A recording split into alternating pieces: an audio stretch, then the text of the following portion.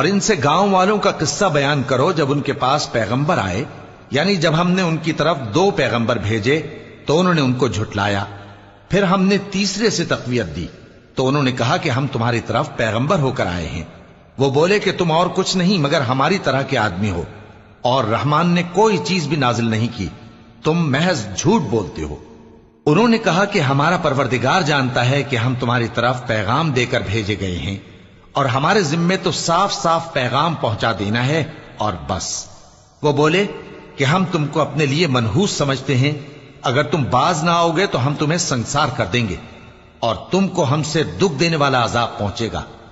انہوں نے کہا کہ تمہاری نحوست تمہارے ساتھ ہے، کیا اس لیے کہ تم کو نصیحت کی گئی؟ نہیں، بلکہ تم ایسے لوگ ہو جو حد سے تجاوز کر گئے ہو۔ اور شہر کے پرلے کنارے سے ایک آدمی دوڑتا ہوا آیا، کہنے لگا کہ اے میری قوم، پیغمبروں کے پیچھے چلو، ایسوں کے جو تم سے صلہ نہیں مانگتے اور وہ سیدھے رستے پر ہیں۔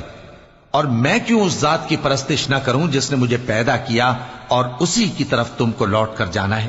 کیا میں اس کو چھوڑ کر اوروں کو معبود بناؤں کہ اگر رحمان مجھے نقصان پہنچانا چاہے تو ان کی سفارش مجھے کچھ بھی فائدہ نہ دے سکے اور نہ وہ مجھے چھڑا ہی سکیں؟ تب تو میں کھلی گمراہی میں پڑ گیا۔ میں تو تمہارے پروردگار پر ایمان لایا ہوں، سو میری بات سن رکھو۔ حکم ہوا کہ بہشت میں داخل ہو جا۔